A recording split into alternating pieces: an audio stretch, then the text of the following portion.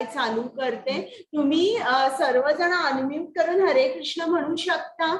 आज कमी जण आलेली आहेत का? काय झालं, चुकून मी दुसरी लिंक पाठवली अगोदर, मग माझ्या लक्षात आलं ही चुकीची आणि मग मी पाठवली. तर असं तर झालं नसेल ना, ते दुसऱ्या ठिकाणी जॉईन झाले? हो माताजी, मी आधी ते चुकीच्याच लिंक वर जॉईन झालेली, मग मला तिकडे जाऊन तुमच्यापैकी एक जण कोणी सांगाल का की या लिंक वर जॉईन व्हा म्हणून? माताजी आम्हाला ऍक्सेस नाहीये तिकडे मेसेज टाकायचा. बरं, मग मी हे करते, साई ओपन करते आपली हे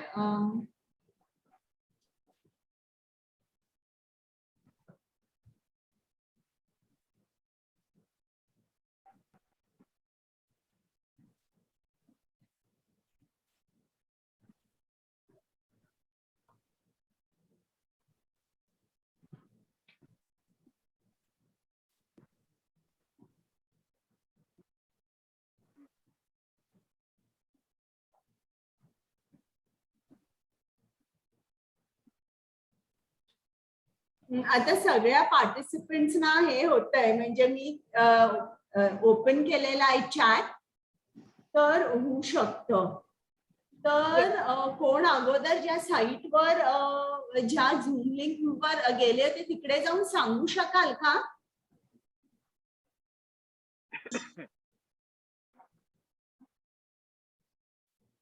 कोणी तुमच्यापैकी एक जण सांगू सांगायचं माताजी? काय मेसेज सेंड करायचा का ग्रुप मध्ये? नाही, काय झालं, चुकून मी दुसरा झूम लिंक सेंड केली चुकून, आणि मला असं वाटतं काही जण त्या याच्यावर गेले असतील. तर तिकडे जी 8 वाजताची जी आहे ना दीप्ती माताजींची, ती शेअर करू का पुन्हा? ती पुन्हा शेअर करा. येस येस, शुअर माताजी. एका ग्रुप वर केलंय माताजी मी, त्या मेसेजला सांगितलं की काइंडली जॉईन दिस लिंक. येस माताजी, मी हे केलं 8 वाजताच्या बॅच मध्ये दुसऱ्या, आणि दुसऱ्या बॅच मध्ये पण मी शेअर करते. ओके, शेअर माताजी. आणि आपल्या याच्यात एक सेकंड, म्हणजे मला वाटतं आता जॉईन होतील हळूहळू. येस येस, मी मंगलाचरण चालू करते,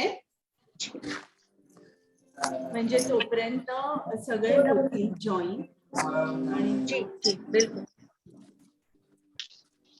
इकडे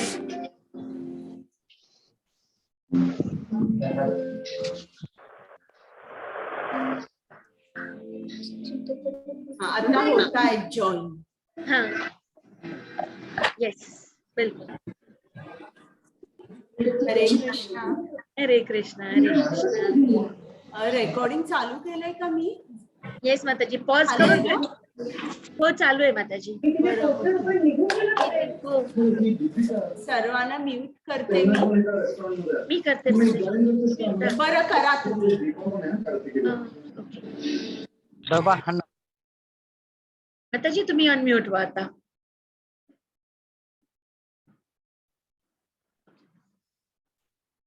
हरे कृष्णा. हरे कृष्णा. ओम अज्ञानतिमिरान्धस्य ज्ञानाञ्जनशलाकया चक्षुरुन्मीलितं येन तस्मै श्री गुरवे नमः. श्रीचैतन्यमनोभीष्टं स्थापितं येन भूतले स्वयं रूप गदामह्यं ददाति स्वपदान्तिकं. नमो ओम विष्णुपादाय कृष्ण पृष्ठाय भूतले श्रीमते भक्ति वेदांत स्वामीन इति नामिने.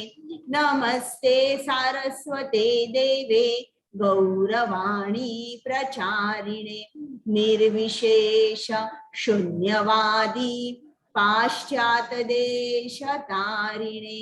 हे कृष्णा करुणा सिंधु दीनबंधु जगतपते गोपेश गोपिका कांत राधा कांत नमोस्तुते तप्त कांचन गौरांगी राधे वृंदावनेश्वरी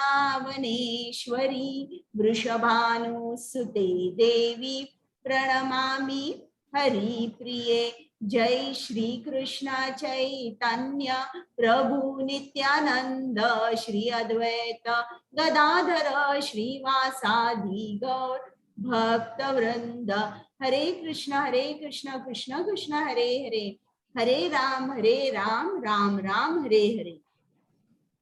सर्वांना हरे कृष्ण. तुम्ही अनम्यूट करून हरे कृष्ण म्हणा एकदा. तुम्हाला आवाज ऐकू येतोय माझा? स्क्रीन दिसते का?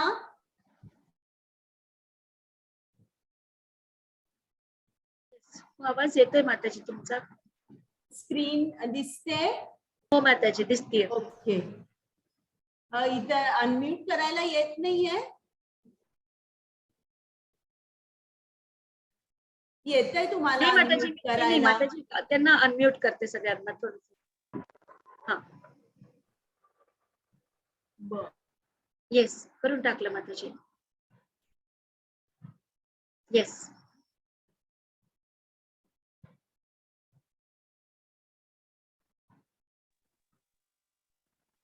आवाज नाही येते. माताजी तुम्ही म्यूट वर आहात वाटतं.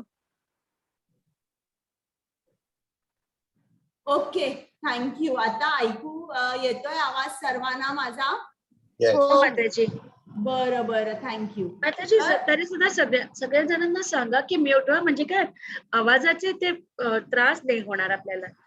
सेल्फ म्यूट होऊन जायचं आपण सगळं असं. चालेल चालेल. तर आता आपण 18वा अध्याय करतोय. काल थोडस आपण 18व्या अध्यायात बघितलं की अजूनही अर्जुनाला थोडस संन्यास आणि त्याग याबद्दल आणि जरा माहिती हवी होती.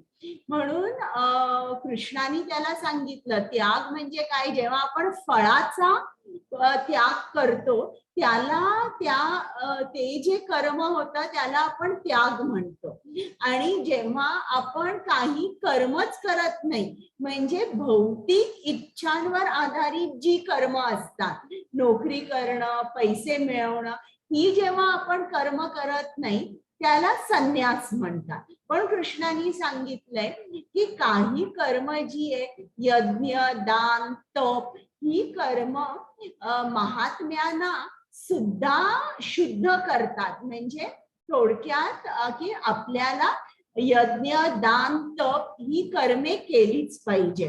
मग हे झाल्यानंतर मी तुम्हाला सांगितलं की आपल्याला आपली ड्युटी जी आहे ती 100% करावीशी वाटते, ज्याप्रमाणे शास्त्रात सांगितलंय किंवा ज्याप्रमाणे श्रील प्रभुपादांनी आपल्याला सांगितलंय. पण त्या ड्युटीच्या आड काहीतरी कारण असतात की आपण ती ड्युटी करू शकत नाही.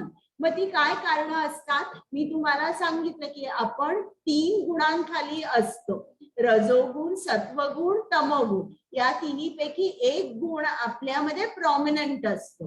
तर जो तमोगुणी आहे तो अज्ञानी असतो, म्हणून तो करू शकत नाही. रजोगुणातला माणूस त्याला थोडस ज्ञान असतं, पण त्याला कुठलंही कर्म ज्याच्यामध्ये त्याला फळ दिसत नाही ते तो करू शकत नाही. त्याला ते खूप कठीण वाटतं आणि एक फिअर ऑफ फेल्युअर, एक भीती असते त्याला की मी जॉब वगैरे करत बसलो, माझा धंदा बंद पडेल. आणि तिसरा जो सत्वगुणी असतो त्याला ज्ञान असल्यामुळे ते जे विहित कर्म आहे किंवा त्याचं नियत कर्तव्य आहे तो ते व्यवस्थित करतो. मग त्याच्यानंतर मी तुम्हाला सांगितलं होतं कुठलंही कर्म जेव्हा आपण करतो त्याचे 5 घटक असतात. तर आता मला कोण सांगेल का की हे 5 घटक कोणते? माताजी सांगा प्रमोद प्रभूजी. एक जागा, जागा बरोबर. नंबर 2 कर्ता, कर्ता बरोबर. नंबर 3 इंद्रिय. इंद्रिय, दोघांनाही इंद्रिय पाहिजेत, बरोबर. 4 नंबर वैयक्तिक कष्ट करण्याची क्षमता. मला वैयक्तिक- ऐकू नाही आलं. वैयक्तिक कष्ट करण्याची इच्छा. करेक्ट, प्रयत्न म्हणजे बरोबर. आणि प्रयत्न. शेवटचा आणि हृदयात परमात्म्याची परवानगी जागवणे किंवा हृदयात परमात्मा बरोबर. जागवणे. म्हणजे हृदयात परमात्मा असतो, त्यांनी सँक्शन दिलं, त्यांनी अनुमती दिली तरच ते कार्य पूर्ण होऊ शकतं. आणि जो माणूस असं म्हणतो की करता मी आहे, आपण म्हणतो ना मी करता आहे, तर तेव्हा इकडे कृष्णाने सांगितलंय की असा माणूस मूर्ख असतो जो म्हणतो मी करताय. तर या 5 गोष्टींपैकी खरोखर करता आहे आणि तो प्रयत्न करतो, पण 5पैकी एकच तो घटक आहे आणि तो देखील प्रयत्न का करू शकतो? कारण इंद्रिय ही देवानी दिली आहे. सगळं देव आपल्याला समोर देतो आणि मग आपण ती गोष्ट करू शकतो. सुषमा माताजी, तुम्ही हात वर केलाय का? तुम्हाला काही बोलायचं आहे? हा मॅडम, जय माताजी. बोला. मॅडम, आम्ही 16 पर्यंत आपण ऐकलेलं होतं. हो हो, आता त्याच्या पुढचं आहे. मी एक रिकॅप घेतला काल काय काय केलं होतं ते. ओके. आता पुढचं आहे. नाही, पहिल्या ज्या मॅडम होत्या त्या नाहीत का आता, असं मला म्हणायचं. त्या काही कारणामुळे त्या येऊ शकल्या नाहीयेत, म्हणून 18वा अध्याय मी घेते. तुम्ही अच्छा, मग हा लास्ट 18वा चालू आहे का आता? हो, 18 आज घेणार आहे आणि थोडा उद्या घेणार आहे. उद्या अक्षय तृतीया असल्यामुळे. ओके. चालेल. आता आपल्याला इथपासून स्टार्ट करायचंय. 18.18. कुमुद माताजी. हो, जय माताजी. कृष्ण माताजी. म्हणजे श्लोक रिसाइट करायला लागू माताजी? नाही, हेच वाचा फक्त. ओके. हो. ज्ञान, ज्ञेय आणि ज्ञाता ही 3 कर्माला प्रेरणा देणारी कारणे होतात. इंद्रिये, कर्म आणि कर्ता हे 3 कर्माचे घटक आहेत. आता जेव्हा आपण कुठलंही कार्य करतो, ते कार्य पहिल्यांदा हाताने करायच्या अगोदर ते कार्य आपण मनात करतो, बरं का. म्हणजे सूक्ष्म देहानी आपण कार्य करतो आणि मग या स्थूल देहानी इंद्रियांचा वापर करून ते कार्य करतो आपण. तर कुठलंही कार्य जेव्हा आपण करतो ते कर्म करायला, ते कार्य करायला आपल्याला 3 गोष्टी लागतात. त्या 3 गोष्टी कोणत्या? की ज्याच्यामुळे आपण कार्य करू शकतो. पहिलं म्हणजे ज्ञान, ज्ञेय आणि ज्ञाता. तर या ज्या 3 गोष्टी आहेत, या त्या कार्याला उत्तेजन देतात. किंवा आता समजा जर मी असं म्हटलं की मला विमान चालवायचंय, पण मला ज्ञानच नाहीये, काहीच ज्ञान नाहीये, तर मी ते कार्य करू शकीन का? मी ते कार्य करू शकणार नाही. त्याच्यामुळे ज्ञान, मला जे काही मी कार्य करणार आहे त्याचं ज्ञान मला लागतं. आता ज्ञेय, ज्ञेय म्हणजे काय? ऑब्जेक्ट ऑफ नॉलेज किंवा नॉलेजचा गोल काय आहे.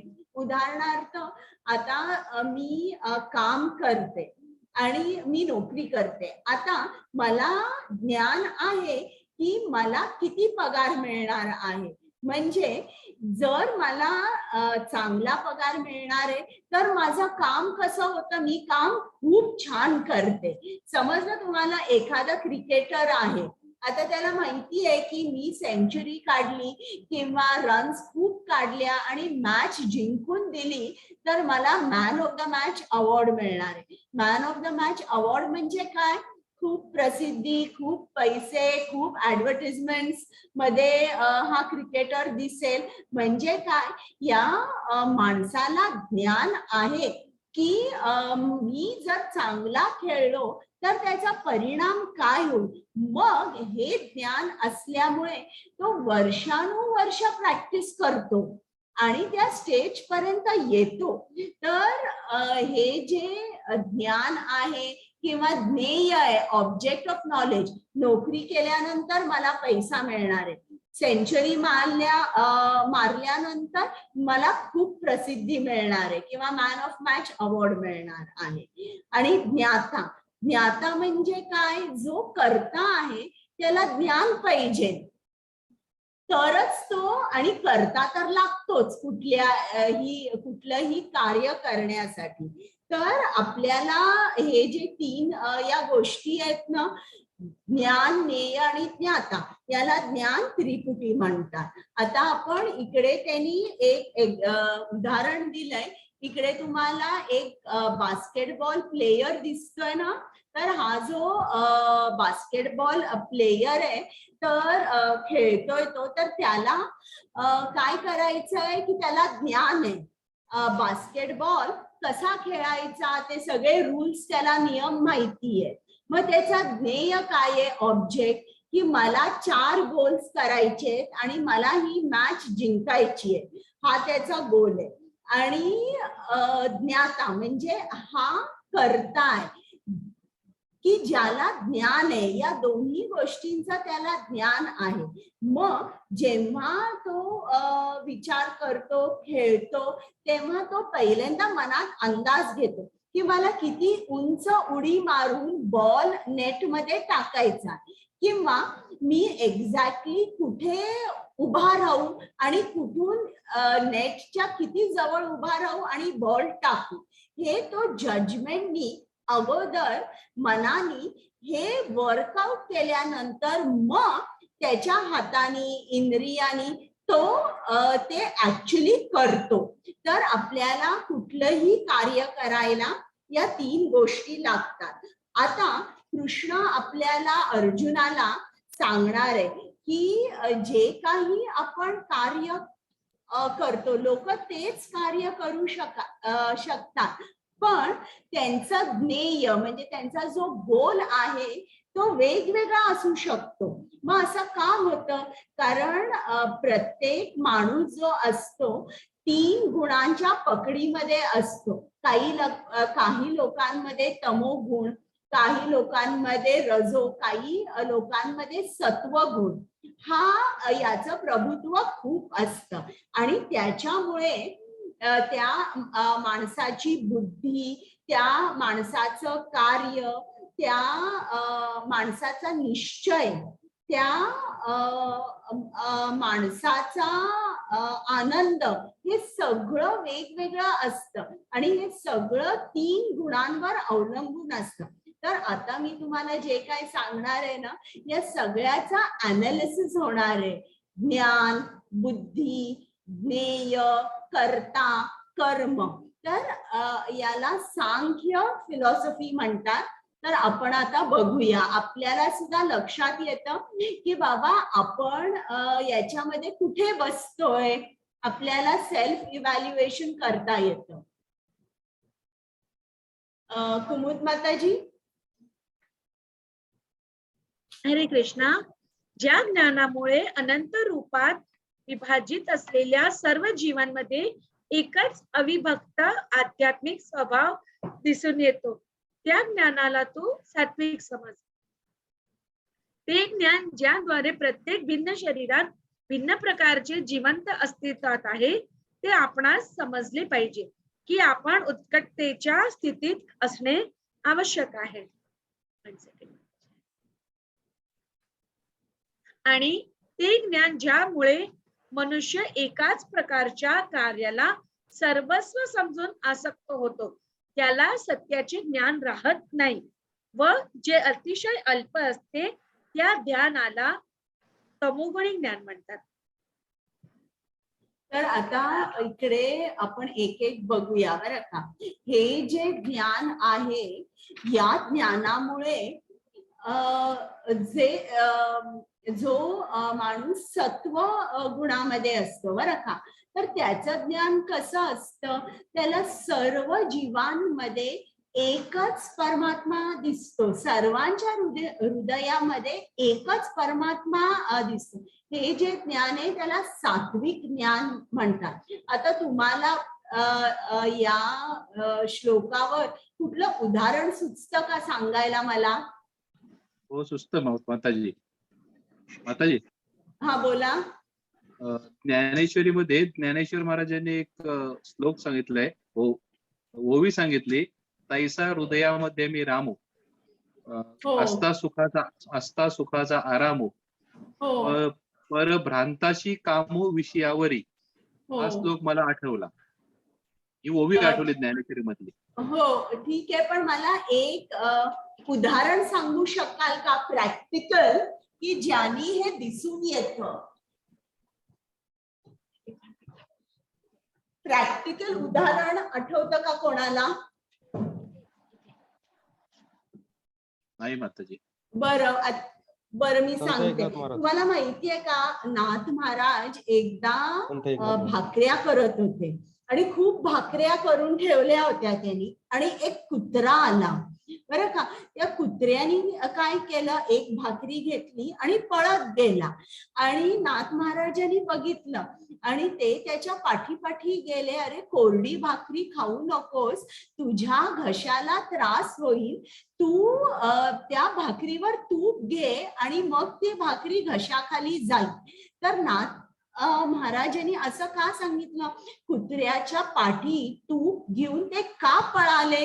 कारण त्यांना सर्वांमध्ये परमात्मा दिसला, म्हणजे ते ब्रह्मभूत स्तरावर होते, प्रत्येकामध्ये ब्रह्म त्यांना दिसतं. तर हे ज्ञान जे आहे याला सात्विक ज्ञान म्हणतात. मग आणि परत त्यांचीच गोष्ट आहे ना त्यांची, की नामदेवांची, ते गाढव एक अगदी मृत अवस्थेत होतं, आणि ही लोक काय, खूप ब्राह्मण संत लोक उत्तर भारतातून निघाली होती दक्षिण भारतेला, गंगा घेऊन ते सगळे चालले होते. आणि मग हे जे गाढव होतं त्यांना नाथांनी पाणी दिलं, आणि मग लगेच त्या गाढवाला बरं वाटलं. तर सगळं गंगाजल त्या गाढवाला दिलं, आणि ते ब्राह्मण सगळे हसायला लागले की तुम्ही हे काय केलं, म्हणजे सगळं वेस्ट केलं ना, हे जल जे आहे शंकरासाठी होतं हे, आणि इकडे तुम्ही काय केलं? तर ज्यांचं ज्ञान जे सत्व गुणामध्ये आहे त्यांचं ज्ञान असं असतं, ते सर्वांमध्ये परमात्मा बघतात. आता आपण पुढचं बघूया, की ज्या ज्ञानाद्वारे प्रत्येक भिन्न शरीरात भिन्न प्रकारचे जीव आहेत. म्हणजे आपण काय बघतो, की बाबा हा माणूस आहे, हा सिंह आहे, हा हत्ती आहे, हा किडा आहे, हा पक्षी आहे. तर माताजी आवाज येत नाहीये मला. इतरांना येतोय का येतोय आवाज? माताजी, आवाज येतोय. हो माताजी, तुम्ही तुमचं सेटिंग चेंज करा, का आता मग पुन्हा रिजॉईन करा, आवाज व्यवस्थित येतोय. बरं, इतरांना आवाज येतोय ना? हो माताजी येतोय माताजी, बरोबर येतोय. हा बरं, मग जरा सेटिंग्स चेक करा तुमचे. तर हे जे ज्ञान आहे ज्यानी आपण बघतो, आपण परमात्मा बघू शकत नाही. आपण म्हणतो की हा जो आहे हा कुत्रा आहे, हा हत्ती आहे, हा माणूस आहे. तर हे जे ज्ञान झालं हे राजसिक ज्ञान झालं. आता इकडे तामसिक ज्ञान. आता तमोगुणातला माणूस कसा असतो, तो पूर्ण अंधकारामध्ये असतो, अज्ञानी असतो. तर तो साधारण सामान्य माणूस जो असतो त्याचं ज्ञान असं असतं, तमोगुणी ज्ञान असतं. त्याचं ज्ञान म्हणजे काय असतं, की हे आपल्या शरीरापुरतं सीमित असतं. माझ्या शरीरासाठी काय योग्य आहे, किंवा माझ्या इंद्रिय तृप्तीसाठी काय हवंय, याच्या पाठीमागे तो लागला असतो. आणि या ज्ञानाचं कृष्णाशी काहीही कनेक्शन नसतं.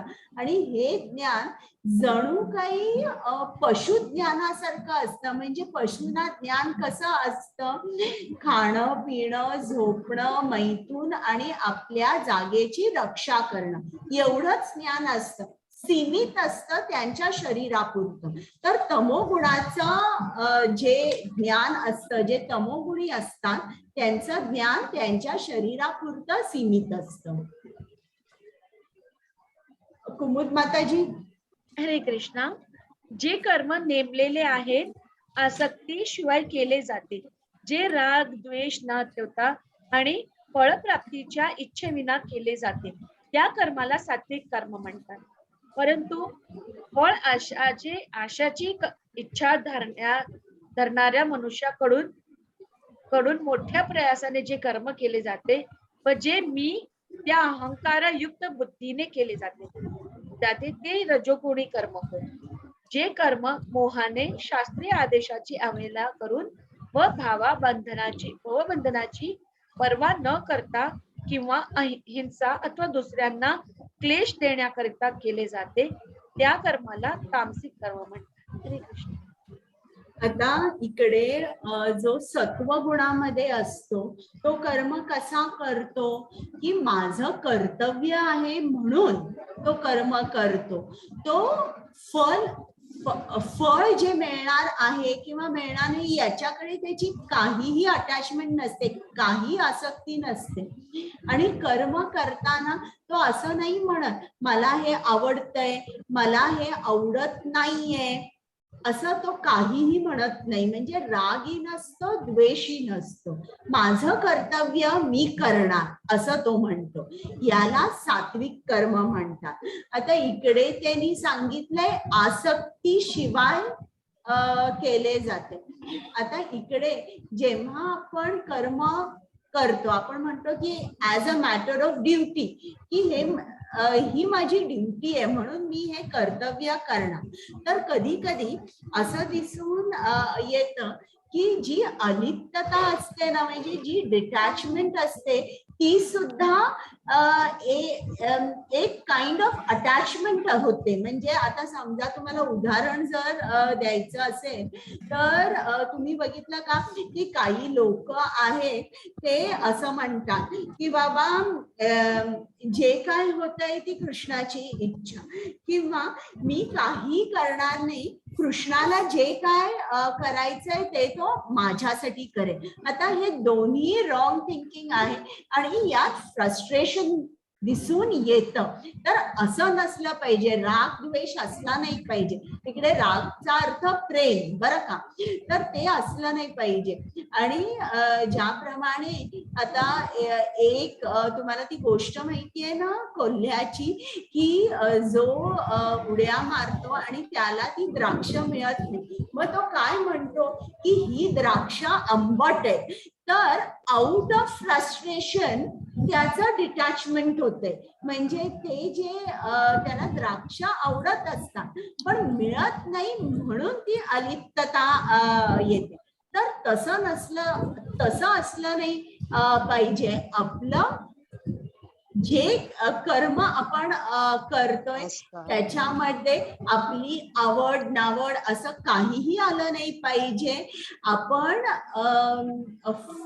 फळ जे आहे त्याची इच्छाच ठेवली नाही पाहिजे आणि as a matter of duty केली पाहिजे. जेव्हा ज्ञानाने आपण असं कर्म करतो तेव्हा त्या कर्माला आपण सात्विक कर्म म्हणतो. ज्ञान असल्यामुळे आपल्याला फळाची इच्छा नसते आणि हा जो माणूस असतो जो सात्विक कर्म करतो त्याला पूर्ण तऱ्हेने माहित असतं की मी जे काय कर्म करतोय हे कृष्णाच्या आनंदासाठी कर्म करतोय. आणि हे जे कर्म मी हे कर्म केल्याने आनंद मला मिळणार आहे त्याला 100% माहिती असते. आता आपल्याला आनंदाची कल्पना काय असते की आपली जी इंद्रिय आहे ती इंद्रिय म्हणजे त्या इंद्रियातून आनंद घ्यायचा. पण हा जो माणूस आहे हा ओळखतो की happiness is the function of the soul. म्हणजे आनंद जर हवा असेल आपल्याला तर आपल्या आत्म्याकडे आपल्याला कनेक्ट झालं पाहिजे, आपल्या इंद्रियांकडे नाही. त्याच्यामुळे तो कुठलंही कर्म करताना त्यात राग द्वेष नसतो, फळाची इच्छा नसते. अशा कर्माला सात्विक कर्म म्हणतात. आता हे जे राजसिक कर्म आहे इकडे तर फक्त फळाची इच्छा असते. त्याच्यामुळे मन कसं असतं, फळ मिळालं की आनंदी होतं, नाही मिळालं तर दुःखी होतं. त्याच्यामुळे इकडे फळ मिळवण्यासाठी खूप प्रयत्न हा माणूस करतो आणि स्वतःचं जे विहित कर्तव्य आहे म्हणजे जप करायचा किंवा कृष्णाच्या मंदिरात जायचं, त्यासाठी त्याच्याकडे बिलकुल वेळ नसतो. आणि तिसरं, हे जे तमोगुणी माणूस आहे तो कर्म कसं करतो, तो तर अज्ञानी असतो, अंधकारात असतो, त्यांनी शास्त्र वाचलेली नसतात. तर तो जी कर्म करतो ती सगळी विकर्मच असतात, त्या अज्ञानीच असतो. आणि तो कुठल्या लेवलवर किंवा स्तरावर राहतो, शारीरिक स्तरावर राहतो. त्याचा आनंद शरीरापुरता सीमित असतो. त्याच्यामुळे तो काय करतो, ब्राईब घेतो, करप्शन करतो, किंवा जुगार खेळतो, दारू पितो. तर ही अशी कर्म करतो किंवा प्राण्यांची हत्या करतो, दुसऱ्यांची मनं दुखवतो. तर हे सगळं ही जी कर्म केलेली जातात ही तमोगुणी कर्म म्हणतात.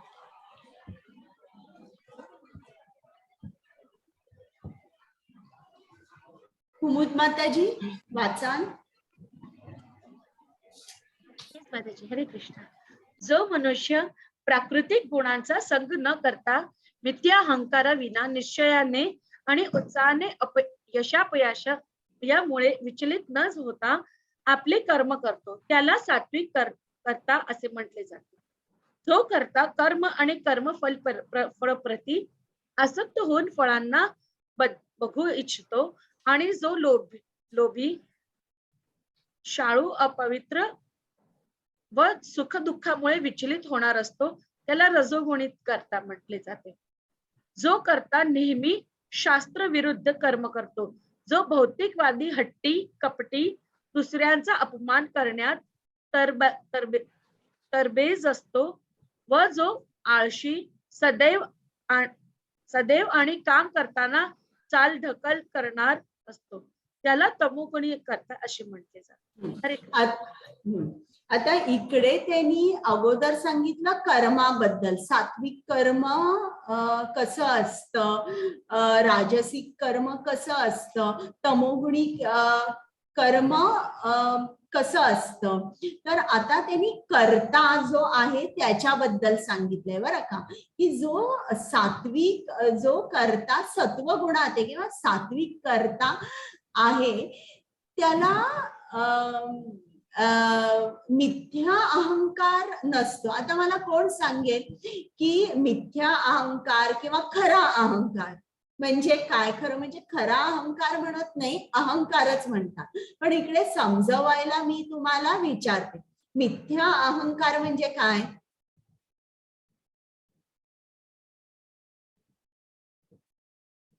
कोण सांगेल?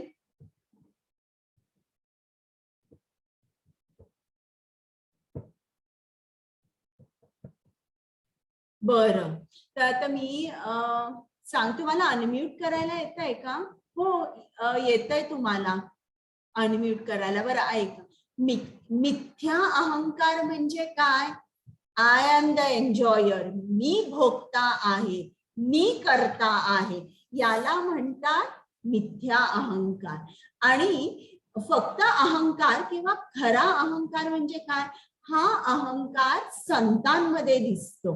तो अहंकार म्हणजे काय?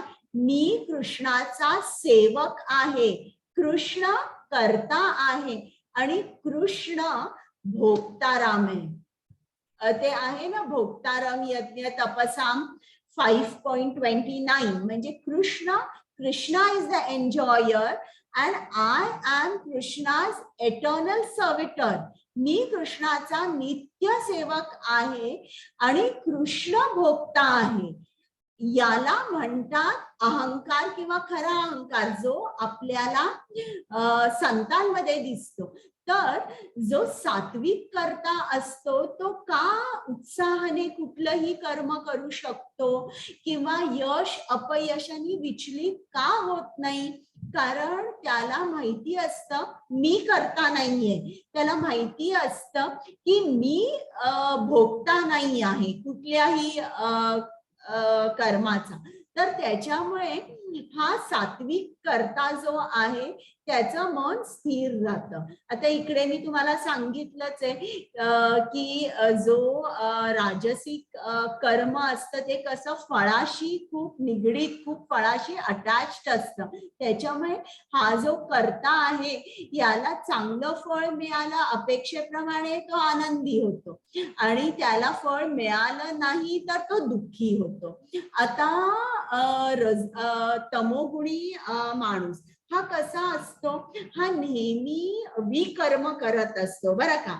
आणि खरं म्हटलं तर हा जो तमोगुणी माणूस असतो, आता इकडे आपल्याला दिसतं की तो काय करतो, तो अतिशय हट्टी असतो, कपटी असतो, दुसऱ्यांचा अपमान करण्यात तरबेज असतो, आळशी असतो. तर इकडे त्यांनी खूप गोष्टी सांगितल्या. तो दुसऱ्यांना फसवतो आणि हा जो तमोगुणी असतो ना, आपल्याला अशी लोक दिसतात, पण खरं म्हटलं तर ते तुम्ही बघितलंय का की एक एकदा ते दाखवतात की चोरांना किती घट्ट बेड्यानी बांधलेलं असतं. तर त्याचप्रमाणे हा जो तमोगुणी माणूस असतो ना, त्याला तमोगुणाने एवढ्या घट्ट बेड्यानी बांधलेलं असतं की तो अगदी हेल्पलेसली असा वागत असतो. आणि अशा माणसाचा उद्धार आपण करू शकत नाही, आपण त्याला ज्ञान देऊ शकत नाही. फक्त एखादा जो गुरु असतो तो खरंच त्याला या बेड्यातून मुक्त करू शकतो आणि मग त्याला रजोगुणात, मग सत्वगुणात आणि मग शुद्ध सत्वगुणामध्ये तो आणू शकतो. पण त्याला खरोखर एक बोनाफाईड स्पिरिच्युअल मास्टर नाही तर आध्यात्मिक गुरु लागतो. हरे कृष्ण. हरे कृष्ण. हे पार्थ, या बुद्धीद्वारे मनुष्य प्रवृत्ती आणि निवृत्ती, कार्य आणि सहकार्य, भय आणि निर्भय, बंधन आणि मोक्ष यांना जाणतो. ती सात्विक बुद्धी होय. हे पार्थ, जी बुद्धी धर्म आणि अधर्म, कार्य आणि सहकार्य मधील भेद जाणू शकत नाही, ती राजसी बुद्धी होय. ब्रह्म आणि अंधकाराच्या प्रभावामुळे जी बुद्ध धर्माला व अधर्माला धर्म समजते आणि सदैव विपरीत मार्गाने कार्य करते बुद्धी म्हणजे तामसी बुद्धी. आता ही जी बुद्धी आहे की जी जाणू शकते काय करायचं काय करायचं नाही आणि त्याच्यावर ऍक्शन घेऊ शकते, या बुद्धीला आपण सत्सत विवेक बुद्धी म्हणतो बरं का.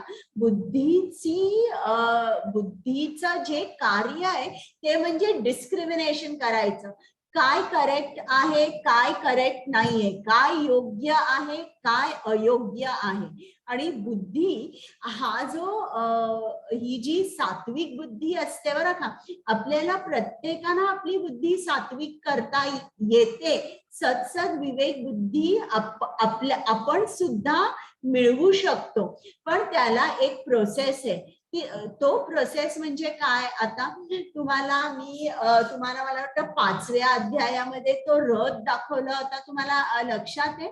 5 इंद्रिय असतात, इंद्रियांच्या वर मन असतं, मनाच्या वर बुद्धी असते आणि बुद्धीच्याही वर आत्मा असतो. तर तुमच्या लक्षात आहे का ते एक तो रथ दाखवला होता. आहे हो हो माताजी. लक्षात आहे. हा? हो हो लक्षात आहे. तर ते कसं असतं की जणू काही बुद्धी आणि मन, बुद्धी पती असतो आणि मन पत्नी असते आणि इंद्रिय ही 5 मुलं असतात. प्रत्येक जण मूल आपल्या आईला त्रास देतं आणि सांगतं मला हे पाहिजे ते पाहिजे, आणि ते जे मन आहे म्हणजे ती पत्नी आहे ती पतीला सांगते. पण जेव्हा आता हा पती कसा आहे बुद्धी, त्यांनी जणू काय पॉवर ऑफ अटॉर्नी दिली आहे त्याच्या बायकोला की तू काही कर, आणि ते जे मन आहे ते इंद्रियांना सांगतं ठीक आहे तुमचे विषय घ्या, तुम्ही असं करा तसं करा, आणि मन बुद्धीला सांगतं की आता या मुलाला हे पाहिजे, या मुलाला ते पाहिजे, आणि बुद्धी करतं. आणि जो पती स्ट्रॉंग असतो, जो शिकलेला असतो, तो सांगू शकतो बायकोला की हे चुकीचं आहे, हे असं केल्यावर परिणाम असा होईल आणि हे करणं योग्य नाही, मी तुला करायला देणार नाही. ही डिटर्मिनेशन झाली बुद्धीमध्ये, काय सांगायचं, काय योग्य आहे काय अयोग्य आहे. पण आपल्यामध्ये बुद्धी सबळ नाहीये. बुद्धी सबळ कशी होईल, जेव्हा तुम्ही शास्त्र वाचाल, भगवद्गीता वाचाल, श्रीमद भागवतम वाचाल, रोज कृष्णाचा जप करा, श्रील प्रभुपादांचे लेक्चर्स ऐका, तेव्हा ती बुद्धी इतकी सबळ होते की ती डिस्क्रिमिनेट करू शकते. सत्सद विवेक बुद्धी होते ती, आणि काय बरोबर काय नाही ती सांगू शकते, मनाला पटवू शकते, आणि मग इंद्रियांना कंट्रोल करू शकतं. तर ज्याप्रमाणे आता तुम्ही सिग्नलला उभे आहात आणि तिकडे रेड सिग्नल झाला, तुम्हाला माहिती आहे आता मीटिंग आहे किंवा तुम्हाला कुठल्या मुहूर्ताला पोहोचायचंय, उशीर होतोय, पण तरी तुम्ही डिटरमाइंड असता की नाही सिग्नल मी तोडणार नाही, कारण तुम्हाला त्याचे परिणाम माहित असतात की तोडला तर तिकडे पोलीस उभा असेल किंवा माझा अपघात होईल किंवा मला फाईन भरावी लागेल, काहीतरी होईल आणि मी उशिरा जाईन खूप. तर अशी ही सत्सद विवेक बुद्धी असते. आता राजसिक माणसाला जरासं ज्ञान असतं बरं का, की काय बरोबर आहे काय वाईट आहे, पण तो फळाशी इतका अटॅच असतो की तो त्याच्यावर काही निर्णय घेऊ शकत नाही किंवा तो ऍक्ट करू शकत नाही त्या पर्टिक्युलर सिच्युएशन मध्ये. म्हणजे असं मराठीत म्हणाय ना, कळतं पण वळत नाही ते ही अशी बुद्धी असते. आणि जो तमोगुणी असतो त्याचं तर सगळं उलटच असतं. त्याला जो अधर्म आहे त्याला वाटतं तो धर्म आहे आणि तो नेहमी चुकीच्या डायरेक्शन मध्ये जात असतो. आता ही लोक म्हणजे त्यांना आपण नास्तिक म्हणतो, आणि त्यांना काय वाटतं की जो एक महात्मा असतो त्याला वाटतं हा साधा माणूस आहे, आणि जो साधा माणूस आहे त्याला वाटतं हा महात्मा आहे. आता बघा आपलं कृष्ण जेव्हा कृष्णाने अवतार घेतला होता तेव्हा दुर्योधन किंवा इतर कितीतरी लोक होती, ते काय म्हणायचे हा साधाच माणूस आहे. कृष्णाने लिहिलेलं ना की ते मला मनुष्यच समजतात, ज्यांचं ज्ञान पूर्ण मायेने हिरावून घेतलेलं आहे ते मला काय समजतात, मनुष्यच समजतात, साधा त्यांच्यासारखा.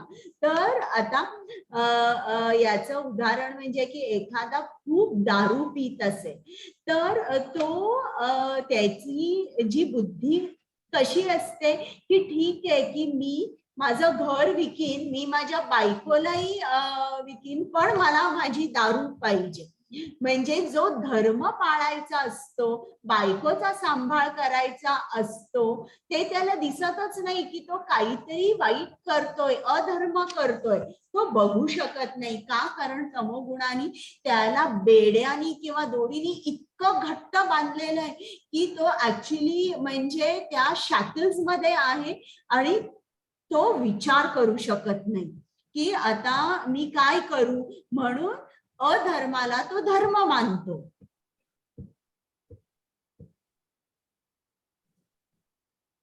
कुमुद माताजी. कृष्णा, हरे कृष्णा. आणि अशा रीतीने जो मन, प्राण आणि इंद्रियांच्या क्रियांना संयमित करतो तो निश्चय म्हणजे सात्विक निश्चय होय. परंतु हे अर्जुन, या निर्धाराने मनुष्य धर्म आणि काम याच्या फळांना सतत असतो, तो निश्चय राजसिक होय. हे पार्थ, जी धृती स्वप्न, भय, शोक, विषाद आणि मोहाच्या पलीकडे जाऊ शकत नाही, ती दुर्बुद्धी पूर्ण धृती म्हणजे तामसी धृती. हरे कृष्ण. आता निश्चय किंवा निर्धार याच्यावर कृष्णाने सांगितलंय, तो सुद्धा 3 गुणांवर अवलंबून असतो. म्हणजे बघा कृष्ण किती डिसेक्शन करतोय आपल्या मनाचं. बुद्धी झाली, त्याच्यानंतर कर्म झालं, कर्ता झाला, ज्ञान झालंय, आता निश्चय आलेला आहे. आता ज्या माणसाचा निर्धार असतो की तो त्याची इंद्रिय संयमित असतात आणि तो काय करतो की त्याचा जो निश्चय आहे इंद्रिय संयमित असल्यामुळे त्याचा निश्चय कसा राहतो, तो कधीच त्याचा निश्चय मोडू शकत नाही. आणि त्याला माहित असतं हा जो निश्चय मी केलेला त्याच्या पाठी ज्ञान असतं की बरोबर आहे की चूक आहे. आणि आपल्याला हा निश्चय शिल प्रभुपादांमध्ये दिसतो. ते अमेरिकेला गेले, त्यांना 2 हार्ट अटॅक्स आले बोटीवर, पण त्यांचा निश्चय कसा होता, ते परत फिरले का नाही. त्यांच्या गुरुनी जे काय सांगितलं होतं त्यांनी अगदी निर्धाराने, दृढ निश्चयी होते, ते दृढ व्रत होते, त्यांनी ते करूनच दाखवलं. आणि इकडे हा जो राजसिक माणूस असतो त्याचा निर्धार कसा असतो, तो नेहमी तो निर्धार करू शकत नाही बरं का.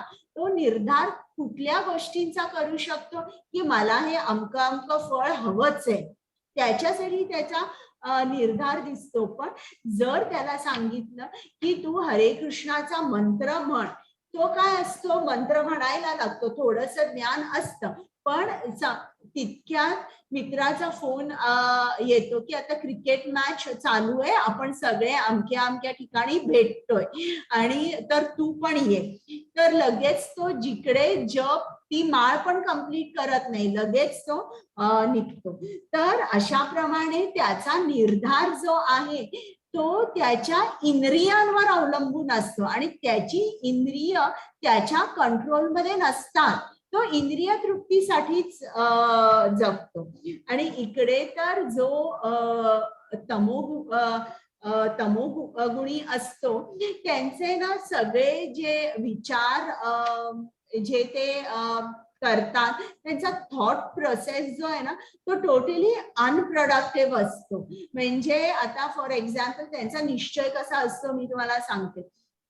आता असतं ना काही माणसं असतात, आता त्यांचा कोणीतरी अपमान केलेला असतो आणि त्यांचा इगो दुखावला जातो. आता हा जो तमोगुणी माणूस आहे दिवस रात्र विचार करतो की या दुसऱ्या माणसाचा मी अपमान कसा करू, आणि तो संधी शोधतो, दिवस रात्र निश्चय करतो याचा मी अपमान करणारच, आणि तो अपमान करतो.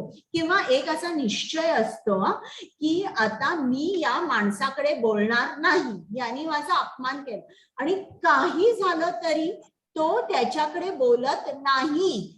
हा जो निश्चय असतो जो टोटली अनप्रोडक्टिव्ह असतो त्याला आपण म्हणतो तमोगुणातला हा निश्चय झाला की ते हे काही चांगलं नाही आहे. हे कुठेही शास्त्र म्हणजे हे विकर्मच झालं ना एका प्रकारचं.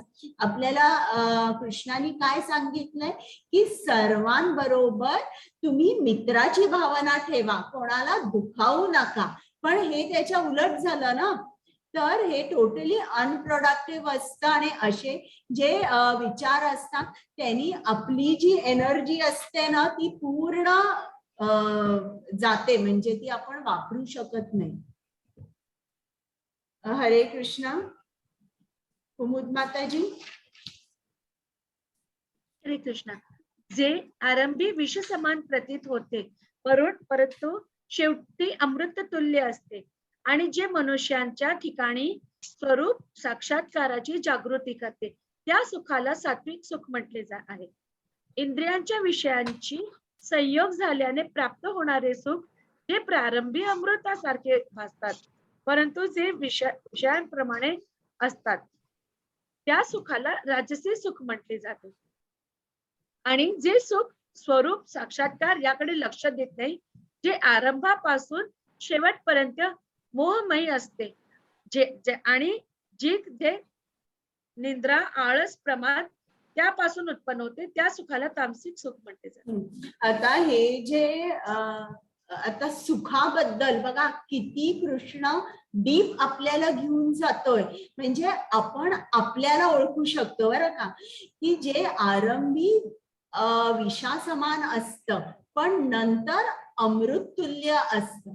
तर आता याचं उदाहरण मी तुम्हाला सांगते की सकाळी पहाटे 4ला उठा, ब्रह्ममुहूर्तावर उठा, जप करा. सकाळी उठायला कसं असतं, विषासमान आपल्याला झोप येत असते, जरा थोडा वेळ झोपतो असं म्हणता म्हणता 6 वाजता. 4ला आपण उठू शकत नाही. तर पण जर उठलो तर प्रारंभी विषासमान असतं, पण रात्री 9ला बघा सगळी टाइम मॅनेजमेंट इतकी परफेक्ट झालेली असते, आपला जॉब झालेला असतो, सगळी कामं वेळेत झालेली असतात आणि थोडा एक्स्ट्रा वेळ पण आपल्याला स्वतःसाठी मिळतो. म्हणजे शेवटी आपण काय म्हणू, अमृत तुल्य असतं की माझी सगळी कामं झाली. तर आता इकडे जो राजसिक माणूस असतो तो काय करतो, तो त्याचा आनंद जेव्हा त्याच्या इंद्रियांना विषय मिळतात त्या विषयातून तो आनंद घेतो. म्हणजे पहिल्यांदा तो जो आनंद घेतो तो अमृतासारखा असतो, पण नंतर त्याचं रूपांतर कसं होतं, विषासमान असतं. उदाहरणार्थ जिव्हेला चांगली दारू पाहिजे, वाईन पाहिजे, चांगलं चांगलं खायला पाहिजे, हे पहिल्यांदा खूप चांगलं लागतं, पण काही वर्षांनी काय होतं, तुम्हाला खूप दारू घेतल्याने रोग निर्माण होऊ शकतात, किंवा तुम्ही तुमच्या खाण्यावर कंट्रोल नाही केला तर काय होऊ शकतं, तुम्हाला डायबिटीज, ब्लड प्रेशर, म्हणजे कुठला ना कुठला तरी रोग जर आपण आपलं खाणं कंट्रोल केलं नाही तर होतं. आणि मग आता तमोगुणावर सांगितलेलं आहे की हा तमोगुणी माणूस, मी तुम्हाला सांगितलंय त्याचं ज्ञान सीमित असतं त्याच्या शरीरापुरतं. तर हा माणूस, त्याला काय आवडतं, खूप झोप त्याला आवडते, आळस आवडतो, त्याला काम करायला आवडत नाही. आणि हे कसं असतं की पहिल्यापासून हे विषच असतं, म्हणजे त्याचं जे रूपांतर आहे ते अमृतात होत नाही. आरंभापासून शेवटपर्यंत हे जे तो सुख म्हणतोय. हॅलो हॅलो हॅलो हॅलो माताजी, सॉरी, जरा सगळ्यांना म्यूट करा, फार डिस्टर्ब होत आहे.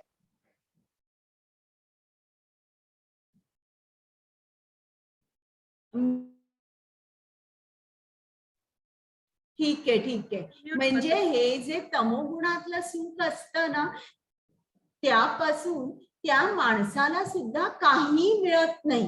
म्हणजे दोन्ही राजसिक आणि तामसिक दोन्हीचाही एंड रिझल्ट जो असतो ना, की तो विषासमान असतो.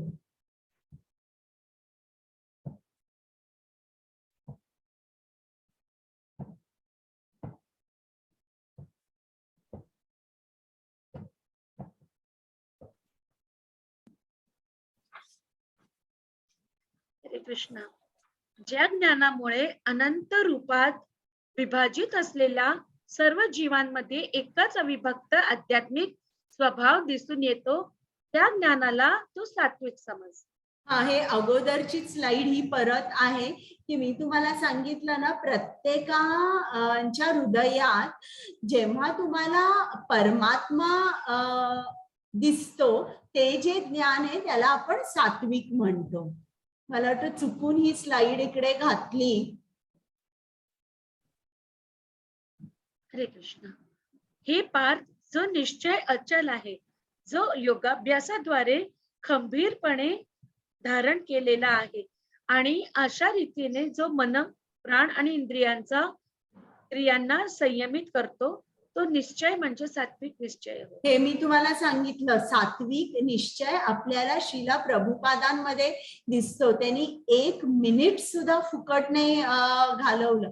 कुठेही ते असू दे, इंडिया, ऑस्ट्रेलिया, USA, युरोप, त्यांची दिनचर्या ठरलेली होती की अमक्या वेळेला उठायचं, मग त्यांचं लिखाण करायचं, जॉब करायचं, 6 ते सकाळी वॉकला जायची. का तर शरीर तर चांगलं ठेवलं पाहिजे. शरीर एक वाहन आहे की ज्याने आपल्याला कृष्ण प्राप्ती होऊ शकते. मग ते इंडियामध्ये असो, ऑस्ट्रेलिया, US मध्ये असो, UK मध्ये असो, सेम 6 वाजता ते फिरायला जाणार. मग त्यांची प्रवचनाची वेळ, असं करून त्यांचा पूर्ण दिवस ठरलेला असेल की ते काय करतात ते. तर याला म्हणतात सात्विक निश्चय. हरे कृष्ण. हरे कृष्णा. ओके. शम दमस्तप शौचम क्षान्तरार्जवमेव च ज्ञान विज्ञानमस्तक्यं ब्रह्म कर्म स्वभावजम. शांती, आत्मसंयम, तपस्या, पावित्र्य, सहनशीलता, प्रामाणिकपणा, ज्ञान, बुद्धिमत्ता आणि धार्मिकता या स्वाभाविक गुणांनुसार ब्राह्मण कर्म करतात.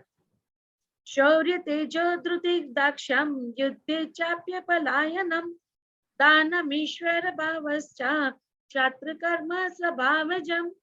शौर्य, तेज, निर्धार, दक्षता, युद्धामध्ये धैर्य, औदार्य आणि नेतृत्व या स्वाभाविक गुणानुसार क्षत्रिय कर्म करतात. कृषी, गौरक्ष, वाणिज्यम, वैश्य कर्म स्वभावजम, परिचर्यात्मकम कर्म शूद्रस्यापि स्वभावजम. कृषी, गौरक्षा आणि व्यापार हे वैश्याचे स्वभावजन्य कर्म आहे आणि श्रम व इतरांची सेवा करणे हे क्षुद्राचे कर्म आहे. आता आपण आपल्या प्रत्येकांमध्ये कुठला ना कुठला तरी गुण असतो. म्हणजे प्रॉमिनंट रजोगुण तरी असतो, तमोगुण तरी असतो, नाही तर सत्वगुण असतो. या 3 गुणांवर बेस्ड आपला व्यवसाय किंवा आपलं जे वर्ण आहे, ब्राह्मण, क्षत्रिय, वैश्य किंवा शूद्र, या गुणांवर अवलंबून आहे, जातीवर किंवा जन्मावर नाही. हे इकडे आपल्याला कृष्ण सांगतोय की जर तुम्ही ब्राह्मण असाल तर ब्राह्मण सत्वगुणामध्ये असतो आणि सत्वगुणामध्ये नॅचरली या क्वालिटीज येतात. कुठल्या क्वालिटीज? ज्ञान, शांती, आत्मसंयम, तपस्या, सहनशीलता, हे जे सगळ्या या ज्या क्वालिटीज आहेत, गुण आहे, हे सत्वगुण काइंड ऑफ त्या माणसाला प्रदान करतं आणि अशा माणसाला ब्राह्मण म्हणतात. या टोटल तुम्ही बघा, हे 9 गुण आहे. हे 9 गुण असतात त्याच माणसाला ब्राह्मण म्हणतात. तुम्ही म्हणाल की माझ्याकडे 8 गुण आहेत, 1 नाहीये, म्हणजे तुम्ही ब्राह्मण नाही. तर आपल्याला इकडे काय समजतं? ब्राह्मण म्हणजे गुणांवर अवलंबून असतो. म्हणजे गुण तुमच्यात ते असतील तर तुम्ही ब्राह्मण. आणि ब्राह्मण म्हणजे अर्थ काय आहे? ब्राह्मण जो ब्रह्मज्ञान प्राप्त करायला ज्या मार्गावर चालत आहे किंवा ज्याच्याकडे ब्रह्माचं ज्ञान आहे त्याला ब्राह्मण म्हणतात. आता दुसरं म्हणजे क्षत्रिय. क्षत्रियामध्ये काय हवं? शौर्य हवं. आता शौर्य हे ब्राह्मणामध्ये नाहीये, क्षत्रियामध्ये असावंच लागतं. तेज, निर्धार, दक्षता, हे सगळे तुम्ही बघितले ना, तर हे 7 गुण आहेत क्षत्रियामध्ये. हे 7 गुण असतील तरच तुम्ही म्हणू शकाल की हा क्षत्रिय आहे. आणि वैश्य, वैश्यामध्ये हे गुण लागतात की तो गोरक्षा करतो आणि तो कृषी उत्पादन करतो. तर हे जे गुण आहेत हे वैश्यामध्ये दिसून येतात. आणि हा जो शूद्र आहे, शूद्र हा काय करतो, हा इतरांची सेवा करतो. तर त्याच्यामध्ये सेवा हा स्वभाव प्रामुख्याने असतो. म्हणजे तो इतरांना ब्राह्मण, क्षत्रिय किंवा वैश्य याच्या घरी नोकर म्हणून काम करतो. आणि आता इकडे आपल्या व्यासदेव जे आहे त्यांनी श्रीमद भागवतम मध्ये लिहिलेलं आहे की या कलियुगामध्ये सर्वजण शूद्र आहेत. कोणीही ब्राह्मण नाहीये, कोणीही क्षत्रिय नाहीये, कोणी वैश्य सुद्धा नाहीये, सगळेजण शूद्र आहेत.